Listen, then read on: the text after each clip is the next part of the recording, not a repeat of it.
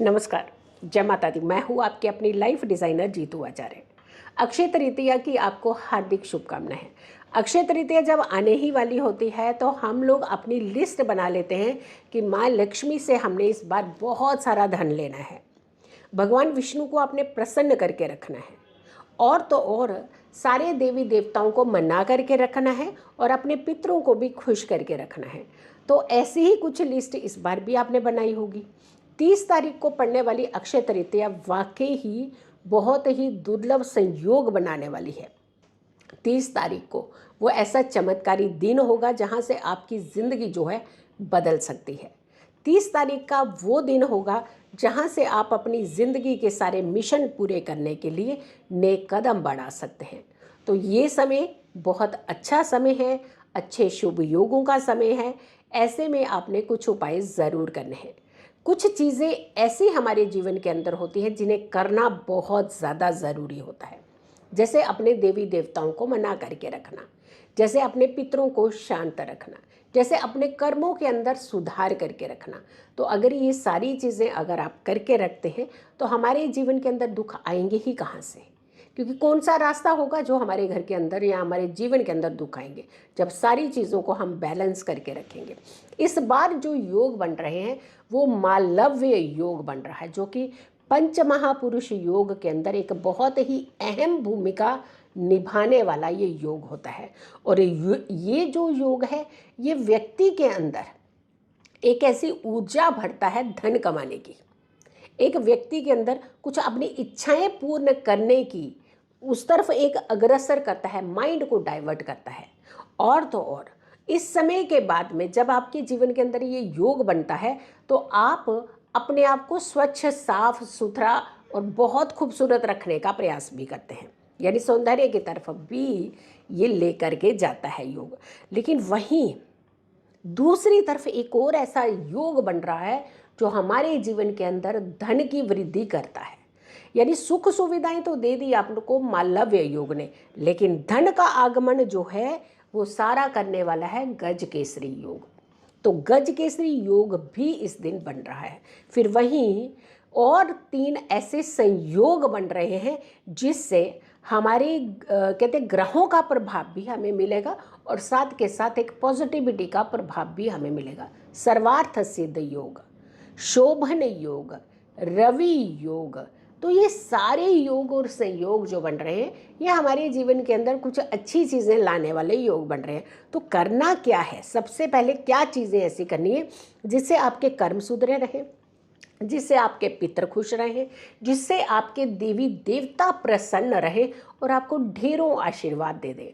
देखिए अक्षय तृतीया पर ज़्यादातर आप लोग क्या करते हैं, सामान खरीदने चले जाते हैं। हम कहते हैं सामान तो खरीदिए आप, लेकिन सामान का सुख भी तो जीवन के अंदर होना चाहिए ना, कि हम सामान कितना घर के अंदर ला करके रख सकते हैं। लेकिन अगर सुख नहीं होगा, हमने उस चीज़ का सुख नहीं लिया, आनंद नहीं लिया, तो हमारे लिए सामान तो इमेटेरियल हो गया ना। मटेरियलिस्टिक चीज़ों के साथ डेफिनेटली प्यार होता है, हर किसी का होता है, हर किसी को सुख सुविधाएं चाहिए, लेकिन शांति और सुख भी तो चाहिए साथ में। तो हम ये चाह रहे हैं कि जो भी सामान लाए उसके साथ आपको सुख भी चल करके आए। सबसे पहले तो आपने इस दिन भगवान देवी देवताओं को खुश करना है, प्रसन्न करना है। अपने घर के अंदर कुछ ना कुछ मिष्ठान ज़रूर बनाना है, मीठा, यानी खीर बना लीजिए, हलवा बना लीजिए। तो सभी देवी देवताओं को घर का बना हुआ मिष्ठान आपने ज़रूर चढ़ाना है। दूसरा, ये तो हो गए देवी देवता प्रसन्न। अब करिए अपने ग्रहों को प्रसन्न, यानी सूर्य देवता को प्रसन्न करिए। इस दिन सूर्य को अर्घ ज़रूर देना चाहिए। सुबह सुबह तैयारी कर लेते हैं, बस सामान खरीदने जाना है, लेकिन सूर्य को अर्घ देने से आपके पितर भी शांत होते हैं, आपका मनोबल जो है वो तेज होता है, बढ़ता है, आपके अंदर एक एनर्जी फैक्टर आता है। और वहीं जब सूर्य अगर प्रसन्न रहेंगे तो राजसी प्लैनेट जब प्रसन्न होता है तो आपकी बल्ले बल्ले भी करवाता है हर सेक्टर के अंदर। वैसे तो ये गवर्नमेंट सेक्टर के कारक कहे जाते हैं, लेकिन नौकरी के भी कारक कहे जाते हैं। आपके मनोबल, आपके अंदर एक ऊर्जा पैदा करने वाले कारक भी कहे जाते हैं। तो आपको दूसरा काम करना है ये। तीसरा काम करना है आपको इस दिन दान करना है। अब दान जो कहते हैं, लोग तो स्वर्ण दान यानी सोना दान करते हैं, चांदी दान करते हैं, बहुत सारी चीज़ें, ताम्र दान भी करते हैं, लेकिन हम कहेंगे अन्न दान करिए, और अन्न दान भी पितरों का ध्यान करते हुए करिए। यानी एक तरफ आपके देवी देवता प्रसन्न हुए, दूसरी तरफ आपने ग्रह प्रसन्न किए, तीसरी तरफ आपने अपने पितरों को शांत किया।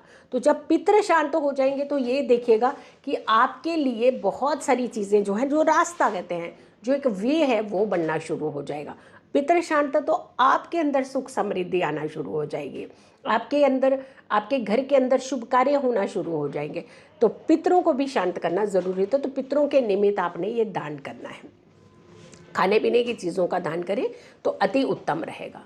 हम दूसरी वीडियो के अंदर बताएंगे कि धन कैसे बढ़ाना है, आपने अपने घर के अंदर धन ही धन कैसे कराना है, कैसे आपके घर के अंदर धन का बहुत ज़्यादा जो है आगमन जो है वो शुरू हो जाए।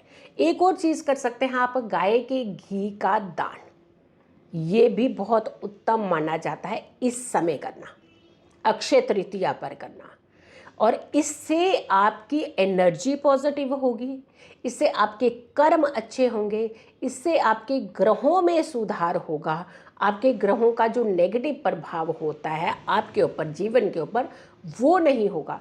तो ये भी आप उपाय जो है इस समय, इस अक्षय तृतीया पर ज़रूर कीजिएगा। सभी प्रसन्न तो आप भी प्रसन्न। सो वीडियो को ज़रूर शेयर कीजिएगा, यानी वीडियो को आपने 100% ये मान के चलेगा शेयर करना ही करना है, क्योंकि जैसे जैसे आप ये वीडियो को शेयर करेंगे वैसे वैसे आपके कर्मों के अंदर और भी सुधार होगा, क्योंकि ये जितनी सारी चीज़ें कोई व्यक्ति करेंगे उतना ही आपको भी एक उसका कहते हैं ना क्रेडिट भी आपको मिलेगा और आपकी एनर्जी भी पॉजिटिव होगी। सो वीडियो को ज़रूर शेयर कीजिए और मेरी आने वाली सभी वीडियो को ज़रूर देखें। खुश रहें, स्वस्थ रहें, पॉजिटिव रहें। पॉजिटिव रहते हैं तो हर समस्या से हम दूर रहते हैं। जल्दी हाजिर होंगे एक अच्छी वीडियो के साथ, तब तक के लिए नमस्कार, जय माता दी।